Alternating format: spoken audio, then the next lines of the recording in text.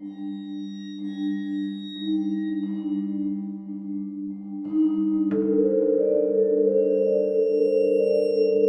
right, hello. Welcome to the Filming the Unfilmed podcast. I am Ducko, yes indeed. Unfortunately, Max is not here today. Max is on vacation a little bit, which is fine. You know, it's the summer still. But we do have a special guest today. Introduce yourself. Hello, it's me, Cydude, associate of Channel Awesome. I'm very glad to be here. Oh my god. How's it like? How's it like work? I'm not associate of Channel Awesome. That's a joke. Okay, don't worry about it. I was about to ask you how is it like working with Doug Walker, but you clarified exactly how I'll probably have responded how exactly it was in Kick-Ass. Yeah. Oh my god. It was fucking M. Bison. That being said, this episode's not about the Sound Critic. Sadly, he already has a bunch of films. This is about favorite fucking anime/manga Soul Eater. Yeah, we got Soul Eater today. Last episode was a video game. First episode was a sitcom. Now we got anime manga. Let's explain what Soul Eater is first. Soul Eater is set at Death Weapon Meister Academy, or DWMA for short, located in the fictional Death City in Nevada of the United States. Insert madness combat joke here. The school is run by a Shimigami, also known as Death, as a training facility as humans with the ability to transform into weapons, as well as wielders of weapons called Meisters. Attending this school are Mark Albon, a side partner of Soul Eater, Soul Evans. Soul Eater is a nickname. Assassin Blackstone and their partner Tatsubaki, which I fucking hope I'm saying that right, who can transform into various ninja weapons, and the Shimigami's son, Death the Kid, and their pistol partners, Liz and Patty Thompson. The goal of the Schoolmeisters is to have the weapon absorb the souls of 99 evil humans and one witch, which dramatically increases the weapon's power and turns into death size used by the Shimigami. And these evil humans are generally called Kishins, which I hope I'm also saying right.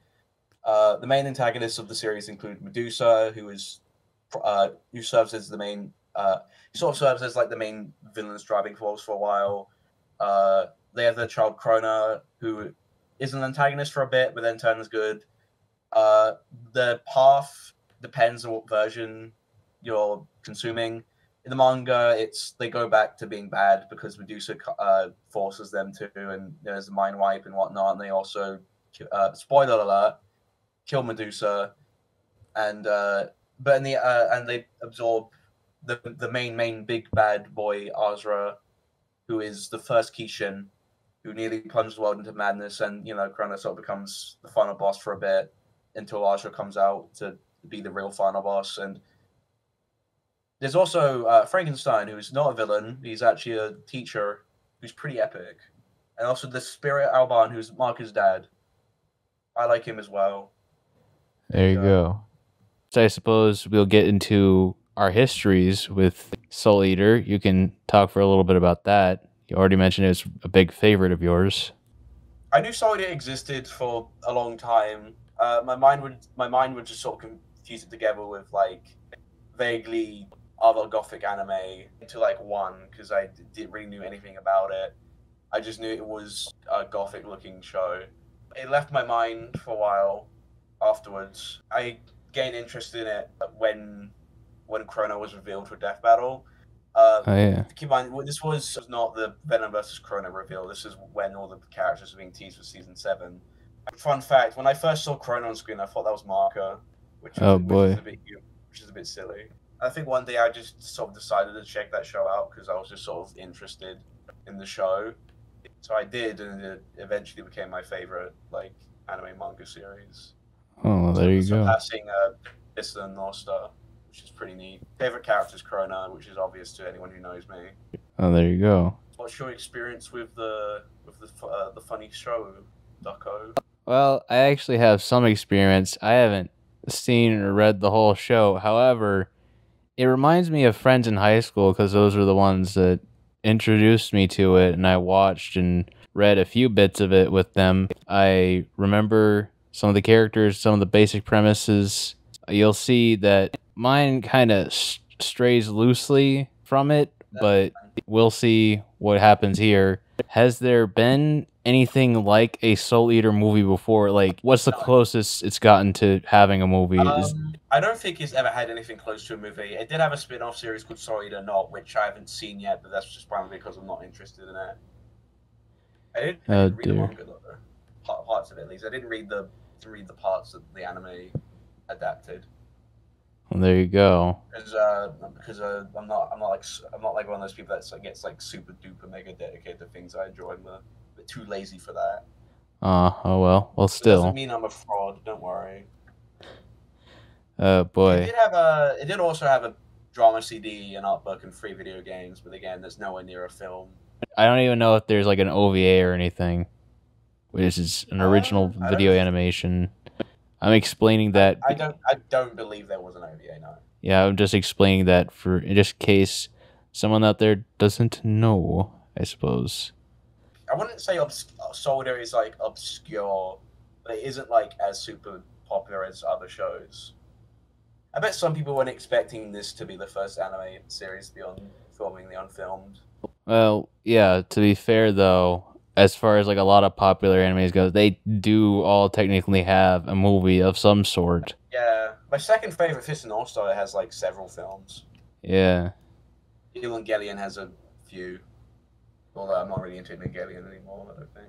Oh well. Well, with all that, I think we should just get into our pitches, so to speak. Do you want to go first, or do you want to hear my stuff first? I'll go first. I have a few pitches, but one of them is mainly just a hypothetical scenario. It isn't really like a pitch or anything. It's fine. My first one is primarily a sort of hypothetical, what if like a Soul Eater movie was real and how I think it would have been approached, and just like, and if it was like a not well-made film, I suppose. I don't know. I don't imagine Soul Eater, if it got a film, it would have gotten like a Dragon Ball treatment where it would like try to expand the world or whatnot. I think it would just more so just be another adaptation of the manga or something. Just sort of like, or maybe the movie could just be like, just sort of exist to advertise just the anime or something. I don't know. But what I had written down was that the overall concept is obviously the same with a little changes, and it's overall based on like the first 24 episodes of the anime series. Can't put the whole thing in there, and they would just focus on the anime series because that's more popular, I believe. That's what most people know. Yeah.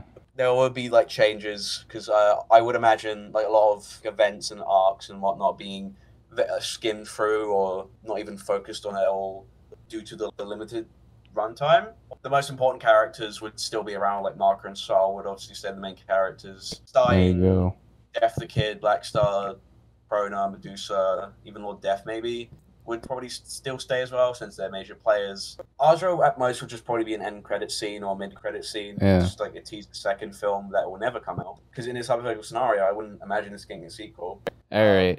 First, you said like the basic approach you had to it. I'm looking at the doc here. You said that was the bad one, I guess, or have you not get into that? So just like mediocre, just like it's not super fateful, I don't think. Again, this is most like a hypothetical one. This was not really like a pitch I would bring up to a studio, I don't think. I suppose I can say what episodes the acts probably be based on. All right. I listed first act being 1, 4, 5, 6, and 7. Second act being 12, 13, 15, and 16, and the third act just primarily being 20 to 24. Previously mentioning the fact that events and would be skimmed through and characters being cut. Like Excalibur, I imagine, would probably be cut from this version. Because in some anime film adaptations, characters would be cut. Like in the Fist and All-Star movie, I believe Toki was cut from there. So we only had Jaggy and Rao as the brothers. The good one I have listed down here is primarily just taking what the manga didn't adapt. Because if you are aware of Soul Eater, you would know that the anime goes into a different direction than the manga. And so I thought, like, primary pitch would just be like animating the parts of the manga that weren't adapted, essentially. If I wanted like a longer film, the Mad Blood 2 Dark Side of the Moon arcs would be fine, but if you want it to be shorter, then I guess War on the Moon to Dark Side of the Moon would be primarily alright. Would it sync up to the Pink Floyd album? Just have that in the end credits or something. Alright. Yeah. I also had an idea for just doing a short film. If this hypothetical situation that wouldn't be of interest of the people I would be pitching this to, part of the manga I would make a short film of would be Volume 20, Chapter 87, which is a simple story about killing people. This is a spoiler alert for people who haven't read the manga, where kind of describes a story they were told when I was a child, basically explaining the numerous ways of like killing people, and like if the things they can't understand are things they have to kill, things they have to erase and whatnot. Basically, Krona goes a bit mad because Medusa forced them to give up the fine life they had at the fucking. I like in the anime, fucking bitch Medusa. She basically has Krona do like a heel turn and just come back to a villain and just forces a mind wipe on them. So the whole like redemption thing that happened in the anime didn't really happen. Krona goes a bit mad, just fucking murders Medusa. Oh dear. Which could lead to some co-animation, I suppose. I see. The last thing on here is crossover, which is, I assume. Yeah, I had an idea for a crossover pitch because I thought the one in Family Matters was funny. I kind of want to hear your little thing, which I imagine would be more concise than what I've just said, because my one was a lot of going back in my word. What I gotta say, it has been a while since I've actually seen Soul Eater, personally. I'm interested. But if I were tasked with making it into a film, I think the story is better suited to an episodic format, but I have vague ideas on how to do it, because like the condensing thing just sounds like... I assume that this was just like Filming the Unfilmed, just movies, I imagine. Yeah, it's just a movie, although the condensing thing, it could lead to something like Last Airbender, unfortunately, but I have other things. Imagine a Last Airbender. I think Max was originally going to join before the whole vacation thing happened, and I think his pitch was just basically going to be a Last Airbender version of Soul Eater, which I would have loved to hear about, because I mentioned Adam Sandler as Lord Death, which is perfect.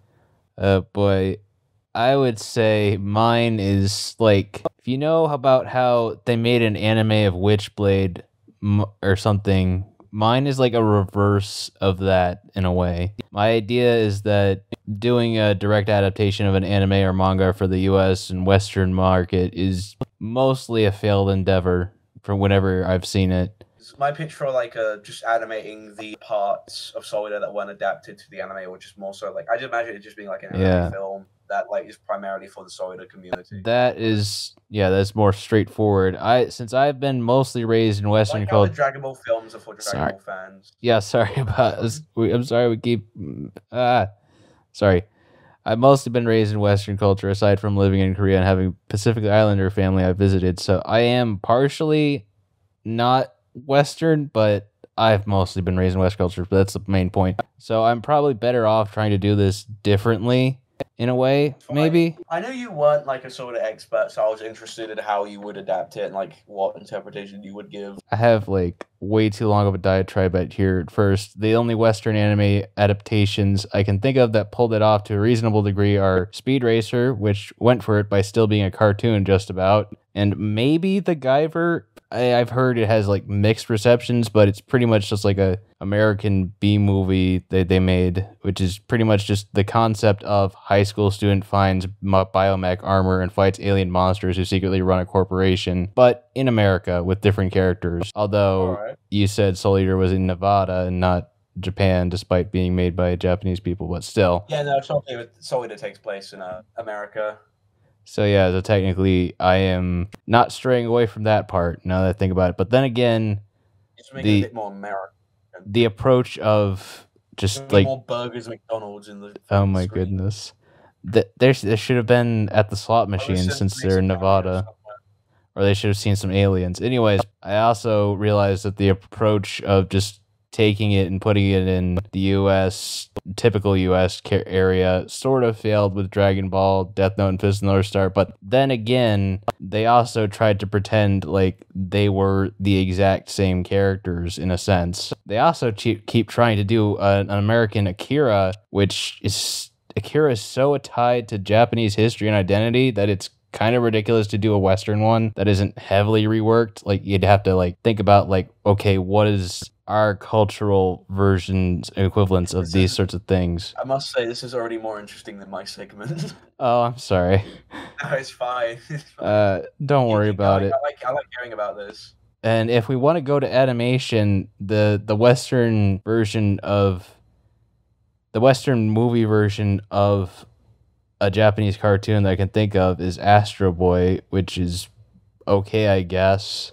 The only part of that movie I remember at all is that like it vaguely has a similar story to Astro Boy's like original manga and the whole like they have guns in my butt joke. Oh boy. I will grant though that there are good or at least decent movie adaptations of anime and manga. However, most of those are from Japan directly. I suppose that goes towards proving my point. But you know what? I'm sticking... American studios, they want to like mainly target like American audiences, while Japan is like, you know, we're just gonna like attempt to try. Yeah, so that said, I'm sticking to my guns for this, mostly because it will be probably very different from what else is getting pitched. So yeah, sure, that's... go ahead. Just take the scene where the phrase goes. The big diatribe out of the way. This adaptation will basically take the concept of school for Grim Reapers and their partner turns into a weapon and do something else with it, for better or worse. However, almost none of the characters from the original will be involved, which is very good. It won't like mislead people. This won't just seem like I took a script. This is an alternate universe. This won't just seem like I took a script with vaguely similar presence and then I sold it off of like another thing's name. No, sorry. But anyways. Okay, so I'm going to introduce you. So Emily is some vaguely goth, altish girl who goes to community college, but she's had an interest in the macabre for a while, playing with Ouija boards, collecting items with skulls on them and such, studying hauntings, murders. Perfect. I think American studios would love your idea already. Oh boy, and other mysterious deaths and potentially supernatural events. Her main degree at school is psychology, though. She keeps being talked to by a mysterious person who keeps trying to recruit her for, quote-unquote, a greater purpose. She keeps trying to avoid them and get on with her life, dismissing them as a cultist weirdo, but they're very persistent. So she's walking home one day and she sees this person again. At first she's exasperated, but then she notices they're standing on the train tracks. Then she sees them get hit by a train. This understandably disturbs her, even with her interest in spooky shit. Someone actually died right in front of her. I like how you specified, even though she's into spooky shit, like death could have possibly been like be a part of that. She doesn't want to actually see somebody die right in front of her. I know. I don't know why. I just found that funny. So, but it turns out that's just her initial impression, because the train passes and she sees this person get up from the train tracks and just readjust their neck and dust themselves off. Oh, they go, OP. oh my god, well, you'll see. They go up to introduce themselves and shake Emily's hand. Hi, I'm Sam. We've been looking at your skills and resume, and we've determined you'd be right for the job. Let's get you to training and orientation. Emily doesn't say anything and seems to back away. Oh, right. He goes, holy shit, you survived a fucking train running into you. Oh boy. Oh, right. This is all very new to you. Well, anyone can be a Grim Reaper, but you've seen death up close, and I would actually say you're taking it better than most.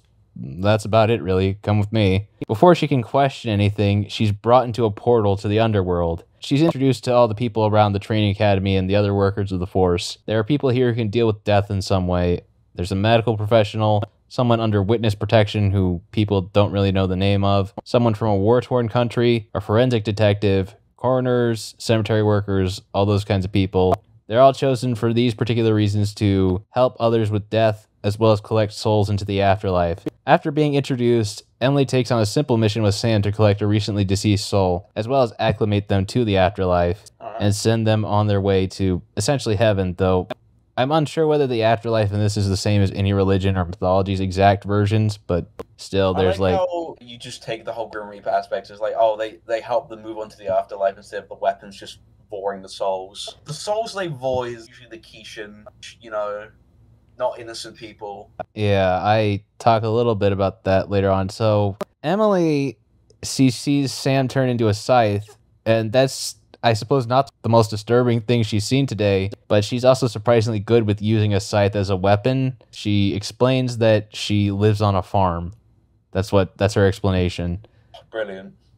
So we go on for a bit to show that Emily, while she isn't at all used to this yet, is at least somewhat skilled in both comforting lost souls and collecting the ones who have done harm.